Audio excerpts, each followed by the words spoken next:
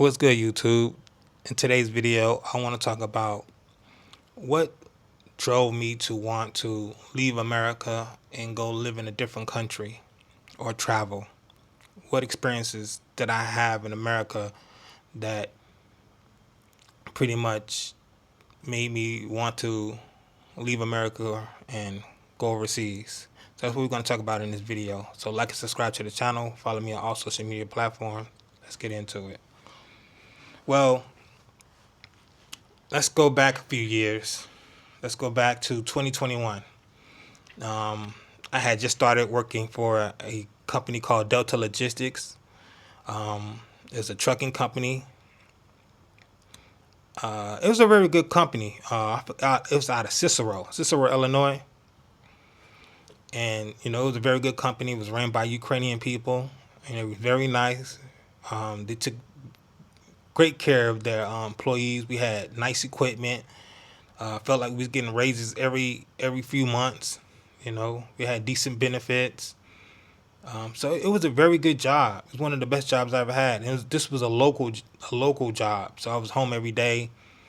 I had weekends off, morning shift. So it was an ideal job. I was making about anywhere from 70 to 75K a year.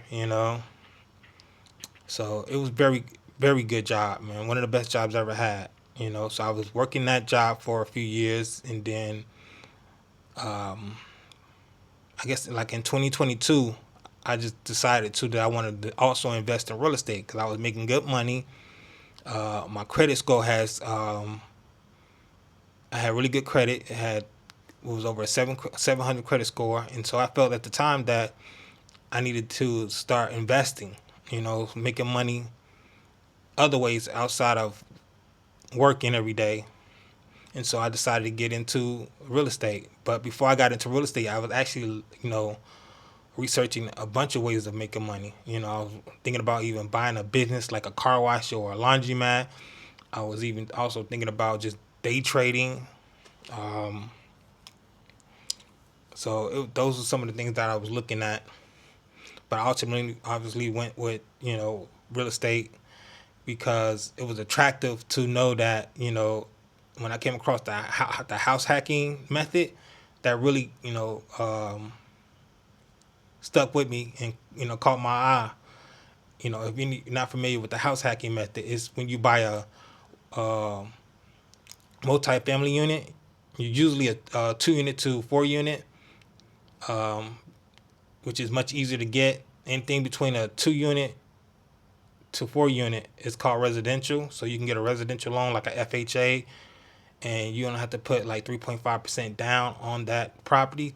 And they also qualify you with the potential rental income up to 75% of that. That even if the other units are not rented out, they'll go and see what the market rents are. Those units can go for as far as rent wise, and they'll give you up to 75% of those rents towards your income. So now you got the 75% of the rental income, even if the units are not rented out, and you got your employment money. So they put it together, and it helps you qualify for more. And so that's what happened in my case. And so I had a nice chunk of money that I can go out and look for a property with. And so that's what I did. I ended up, getting a 3-unit property. And I ended up closing on it in June of 2022. And so everything was good. My job was good. Everything was fine. Even a few months after that, I ended up getting a new car, a Mercedes, because I was making enough money to a point that my rental income that I was bringing in, because as soon as I closed on the property, I ended up hiring a property manager to get the second unit rented out, because the first unit was already rented out when I bought the building. The second and third unit was vacant, all right, but both of them was ready for move-in. And so I hired a property manager to help me find tenants, and they ended up getting a tenant for the second unit, which are still living in the property to this day, and they've been good tenants. I have no issues with them, and they pay their rent. So that was a good thing. My first unit, she was on Section 8. She was in the building before I bought the building and I closed on it, she was there.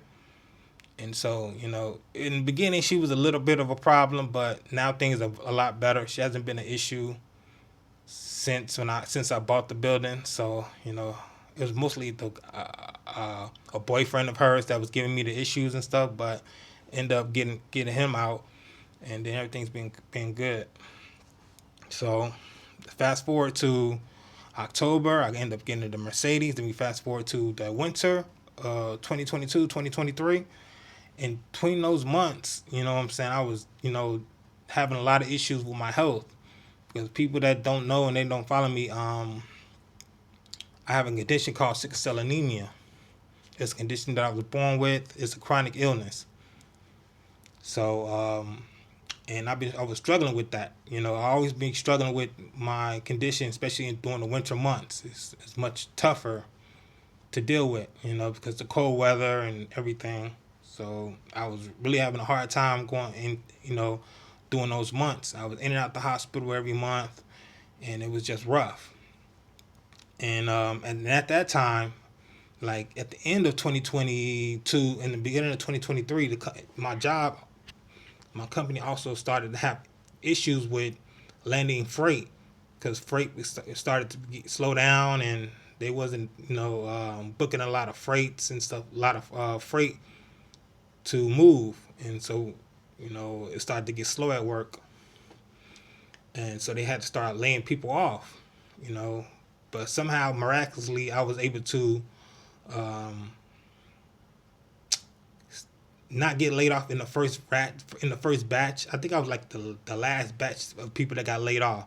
So I was able to make it through the winter, but I was in and out the hospital. I was missing a lot of work, and I knew that wasn't good. Obviously, that was, even though they understood, but I knew that if I kept continuing on this path, that if they needed to lay more people off, that I probably was going to be in that batch of people, even though, I knew they felt, highly of me because I was a good worker, but at the time, when, you never know when things get bad, and, the company's going to protect their bottom line first and foremost. So, and at that time, I had great credit. Everything was lined up. That's what made me want to buy the building, because everything was lined up. I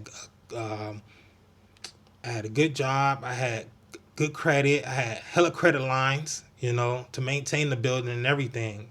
Credit cards. I had hella of all that stuff, And then the summer, when the winter came around, I was in and out the hospital every day, and the medical bills started to pile up. Yes, I had medical insurance through my job, Blue Cross Blue Shield, and I had a good plan. It covered like pretty much 80% of the bill. But if you know anything about sickle cell, you're in the hospital for a long period of time. You're in the hospital for a week, almost 2 weeks sometimes. And those medical costs can add up. And not only that, you're in and out the hospital month after month after month. And so yes, even though the insurance covered a lot of those bills, a big percentage of it, it was still a percentage that I had to cover. It was like 20%. So and I was getting high medical bills, anywhere from 50, 60, 70, 80,000. I even got $100,000 medical bill once. And it was just started to become too much. The weather was always the issue. The cold weather was always the issue with me. I would do fine throughout the spring, summer, fall, but once the winter comes around, it just seems like my body just starts to fail. And so that's the problem I was having. So now, I had all these credit lines and all this credit, good credit score, and everything, but I'm using my credits to pay my medical bills, to keep my credit score up, and I'm paying $5, $10, $15,000 on a credit card just to keep these medical bills from hitting my credit report, and month after month, not after month, and that was a big issue, and I just thought it wasn't fair that, a person who I didn't, with people with medical conditions, that medical debt hit your credit report. I just thought that was a lousy system, you know. I thought that wasn't fair, you know. And so, but at that time, I was thinking, well, I got to keep my credit score up because I'm going to eventually want to refinance my building later on. And, you know, that was my plan. And so I started to use my credits and everything to to pay the medical bills. And it just got too much, you know. And then eventually, I ended up getting laid off in May of 2023, which was kind of blindsided me a little bit because at that time, you know, the last people that got laid off, I think, was January. So we thought everything was fine as far as freight. Yeah, we would have some days that we would just sit around in the yard, and there was no freight to move, and so we was able to go home early. And there'd be days that it was very busy, and you would get home late. So I'm not really thinking that, you know, I'm gonna get laid off. I'm just thinking it's just a slow moment right now, and things are gonna start picking up. But you know, I come into work one day, I take a freight to Indiana, and then I get a message on the Qualcomm saying that they wanted HR wanted to speak to me when I got back. So once I got back, I went to HR, and that's when they told me they had to lay me off. You know, they gave me my letter, and unfortunately, that was it. You know, that was it. But that was a eye opening moment for me. You know, and I'm looking like, wow, I just got laid off. That's my first time ever being laid off. You know, and that was a very good paying job. You know, and so I'm looking like, wow, I'm shocked. I'm shocked. And so what I did was, you know, I took a few days um, to gather my thoughts and, you know, figure out a game plan. You know, luckily that I had bought the building. I was already living in one of the units. I was living for free. My other units, the tenants was paying rent and covered my mortgage and my car. So that was cool. And I did file for unemployment and all that, even though unemployment is not much. But I had the issue of medical bills still. Because now, since I got laid off, I had no medical bill. I mean, I had no medical coverage, no insurance. So I tried to apply for Medicaid, and they denied me because I was making too much money with my unemployment and I guess my rental income. You know, I guess they included that. So I was making too much money. So I ended up having to get insurance from the marketplace. And I did get some insurance, but it was very bad insurance. You know, it had a high deductible.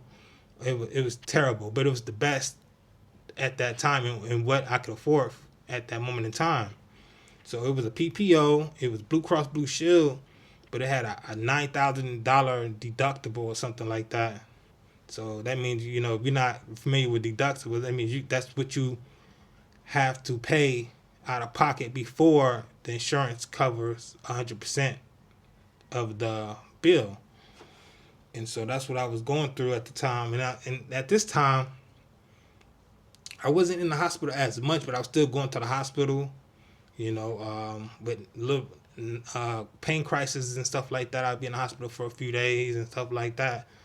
And I'm using my insurance, and the insurance will cover 60%. I think I had a bronze plan. It was like 60% or something like that. So I had to cover the other 40% or something like that. So, you know, so I'm here. I'm still spending money on medical costs, and you know, it's eating up my credit. You know, it's now that I lost my job and I can't really pay off the medical card, the credit card as fast as I was before. You know, and so that was a problem. And I just thought it was so unfair. You know what I'm saying? I just hated the medical system in America. It plagued me pretty much all my life. You know, I wasn't able to get Medicare, you know, until later on, you know. And they denied me for Medicaid. So really just got fed up with America at that point. I felt like America has failed me, you know. You work, you do your best, even with it was days, man. It was days that I didn't want to work. It's days I couldn't work. I would get up, wake up in the morning, my whole body aching, can barely walk, but I would pull through. And then right after my work shift, I would go right to the hospital and get some help. But and I would do that, you know what I'm saying? I would do that sometimes multiple times out the month, you know? And it would, you know, because I couldn't, at that time, I was just trying to do whatever I could to just keep my job, you know?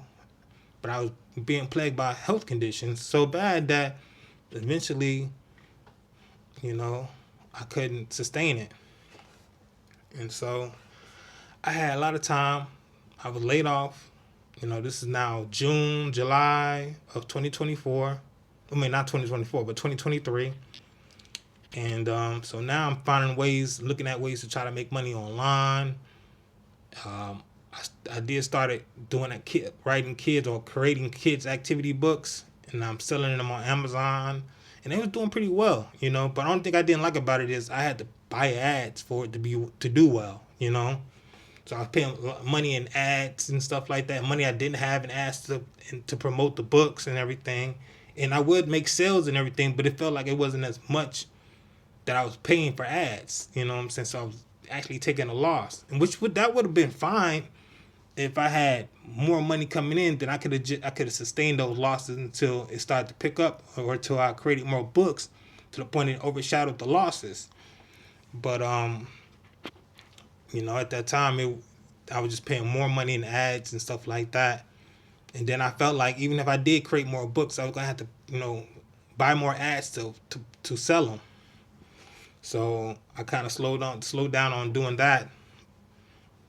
And at that time, you know, I was doing a couple YouTube videos. You know, I wasn't consistent, but then I just got the urge to want to travel. I think I was watching a video on TikTok of people living in other countries for a fraction of what we was living for in America. I think people was talking about they was living in these countries for like $1,000 to $1,200 a month. I'm looking like, wow, that's cool. You know, they got a nice condo, nice guy, rooftop pool. I mean, it was really nice, and it kind of opened my eyes to wanting to travel again. Before, I used to live in Hawaii, you know, and that was a great experience. You know, one of the best experiences of my life. And watching that video just ignited that again.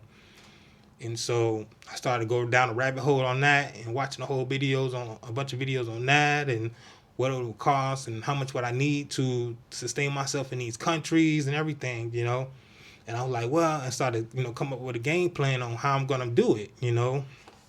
So it took me from, I think, a June of 2020 or July of 2023 to of June of 2024 when I left, to come up with a game plan and everything to make that happen, because I knew that's what I wanted to do, was go travel and live overseas, because I've always wanted to live overseas. So I started working towards that, and so finally, I was able to do that. I left in June of 2024 after being laid off already a year at that point. So I left in June of 2024 to the first place was the Philippines. For the Philippines wasn't first on my list as far as the country that I wanted to go to, Thailand. But Thailand at the time was, you know, they had really strict visa laws, and I thought the language barrier would be kind of hard to deal with. But there was a lot of other things that I liked about Thailand. Obviously, the infrastructure, the transportation system, the medical system, which is very important for me. So, you know, Thailand became number one on my list at that time for that. But then you know, the language barrier I thought was going to be a big problem, and also the visa of requirements of staying there long term. So I just decided to go to the Philippines, because what sold me on the Philippines was you know, you can, first of all, it's an English speaking country, and not only that, you can stay in the Philippines for up to 3 years. So that was very intriguing to me. Only thing you have to do is just go to the immigration and extend every 2 months. And I think by the time I got there, you was able to do that every 6 months. But I think they did away with that shortly after I got there. So, but you were still able to stay there for a long period of time, and so that's what I did. I went there. Once I did get there, I had a condo already lined up, so I moved into my condo, and then I guess a few weeks after arriving in the Philippines, I went to Thailand just to check it out. I was there for like a month. I liked it. It was everything that I thought it was. But I ended up going back to the Philippines because I already had signed my lease and I had a condo and everything there. But so I stayed there for like a year, a little bit over a year, like a year and 5 months or something like that. Then I got the urge to want to go visit other countries, and Thailand was the first on my list after that. So went back to Thailand, stayed there for like 2 months, and then we traveled to Vietnam. We were there in Vietnam for a month. We went to Da Nang first, and then we went to Ho Chi Minh City, and then we went to Kuala Lumpur, Malaysia for like a month, and then we went to Bali. We was in Bali for a few weeks for my B-Day. And then we went back to Thailand and spent Christmas, New Year's in Thailand. Then now currently we're living in Vietnam. I've been here for 6 months now. And I love Vietnam. I love everything about Vietnam. I love the infrastructure. It had pretty good infrastructure. Um, the people are friendly. The food is great. It's very good. Especially I love pho and banh mi. Um, so I have no regrets. I think what it was and reason why I left America was I think America it failed me. I felt like it failed me. And I just didn't want to be there anymore. I thought there was better opportunity elsewhere. I wanted to start to live my life. I didn't want to pretty much put my future in the hands of somebody else. A job. And because once you get laid off, you realize like, dang, I had my whole livelihood depending on this job and all this. So luckily I did have the property. So I was totally reliant on the job. But if I didn't make that move year prior, you know what I'm saying, then I would have, really been down bad. But what plagued me the most was the medical system. That would doom me. The high medical costs, the consistent medical care. Sickle cell is a really hard disease to live with. People that know me, I make it seem easy, but it's not easy. It's not easy to live with the disease. Not only that, you got to deal with stigma and racism in the medical system. So in America, so since I've been over here, yeah, I've been in the hospital a few times in the Philippines. I've been in the hospital a few times in Thailand. I've been in the hospital once here in Vietnam. So I've been in the hospital, but it's not as consistent as it was when I was living in Chicago. I was in the hospital damn near every month living in Chicago. Especially during the winter times. I was in the hospital damn near every month during the winter months. Here, the weather's consistent. It doesn't get too hot. Well, it does get hot, but it doesn't really get too cold. So it's pretty much consistent. It's very consistent weather, and I guess that's what's helping me out a lot is that my body doesn't really have to adapt to different types of climates. Um, so that really helped. So I still have my occasional pain crisis and stuff like that. I had to go into the hospital, get a blood transfusion, and get pain meds. But usually, once I do that, I'm good for a while. I'm good for a while. And that's the best thing I can ask for because that's the best it's gonna get, really. So, and it's been like that. It's been consistently like that. I would have a pain crisis. I go into the hospital, get treatment, and I come out and I'm good for like 6 months. Which is very good for me. And you've seen all the videos that I put out, all the things that I've done. So I don't try to let it limit me. Obviously, it's in the back of my mind always, like be careful, and remember all the things that the doctors tell me. But I'm gonna live my life to the fullest. You know, I'm just aware of it. You know, and I don't let it limit me. So those was the main reasons why I left America. I mainly was the medical system. It failed me. You know, I have no trust in the medical system there.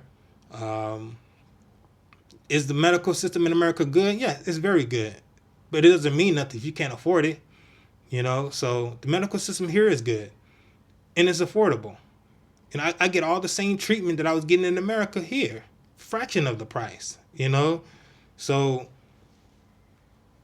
you know it just makes you wonder, like, what are we doing in America? What's the what are we doing to the point that we can't provide affordable healthcare to our citizens? Why? You know, it's not like I was a lazy person.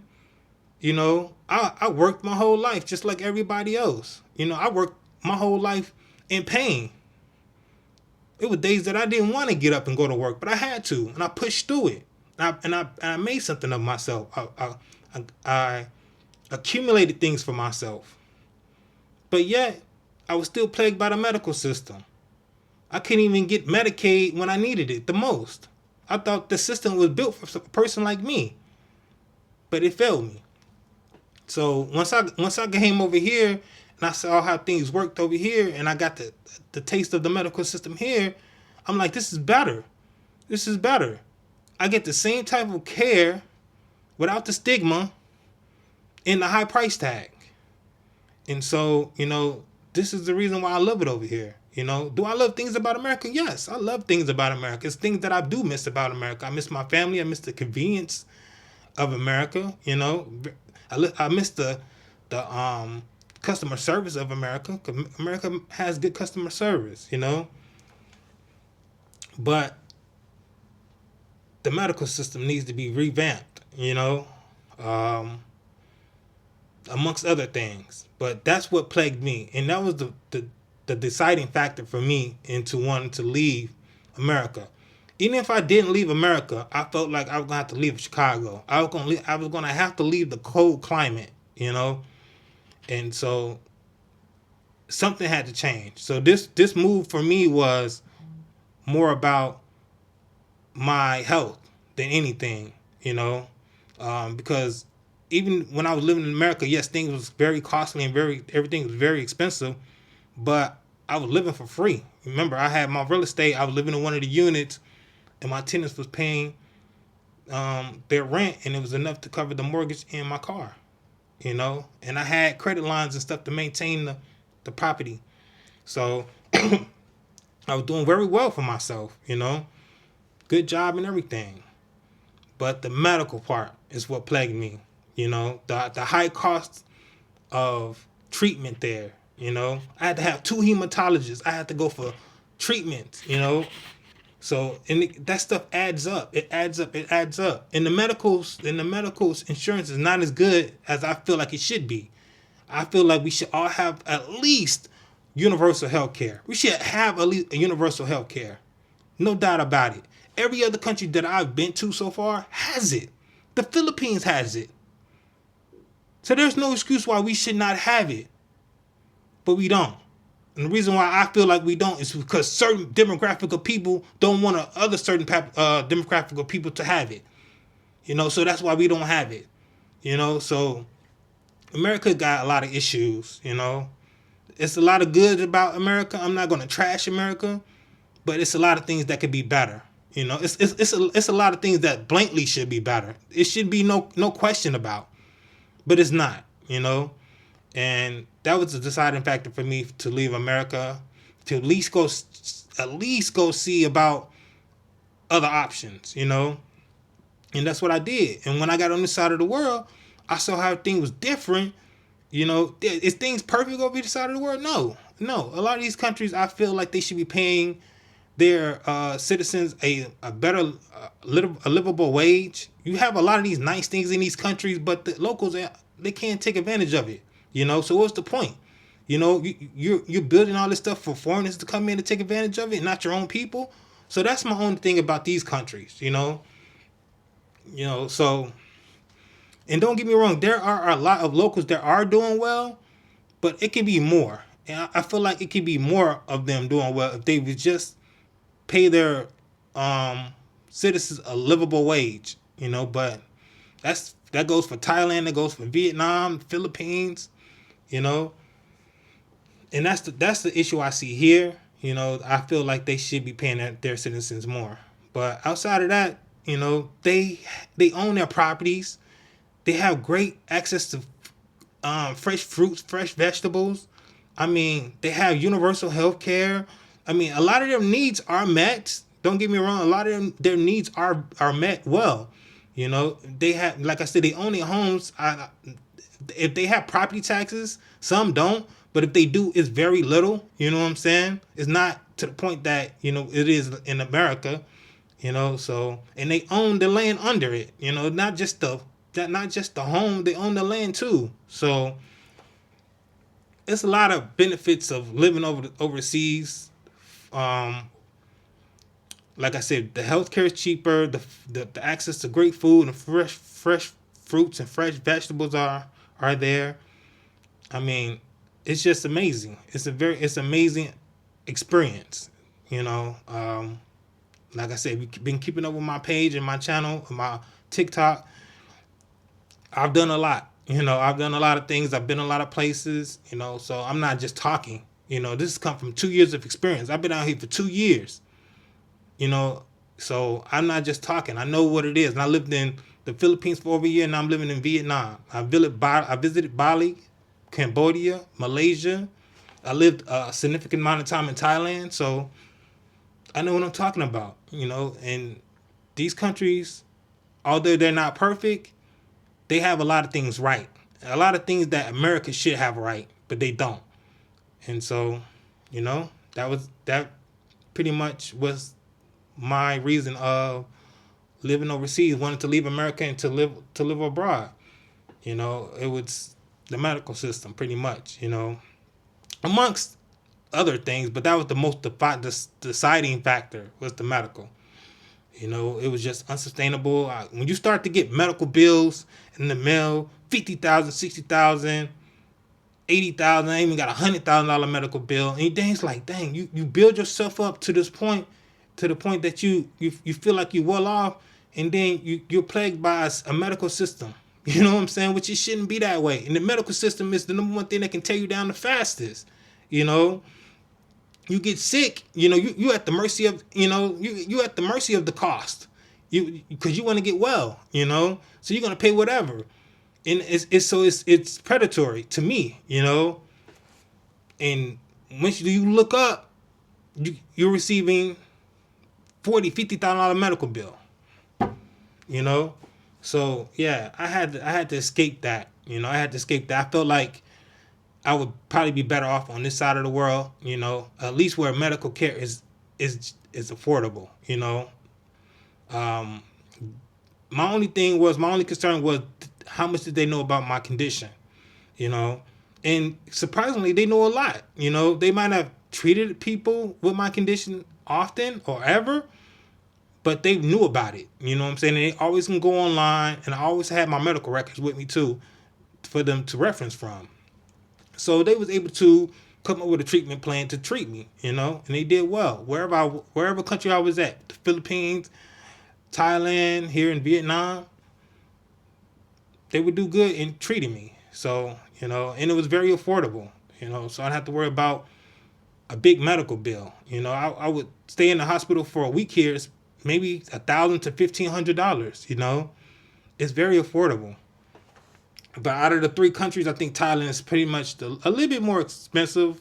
Although I was in the hospital here, and just last month, and one night was $1,000. But I went to an international hospital, so I got to do my research better on the hospitals here, so I can find a different hospital that's a little bit more affordable than the one I just went to, because that's kind of crazy. But although, all in all, the healthcare was great though. So.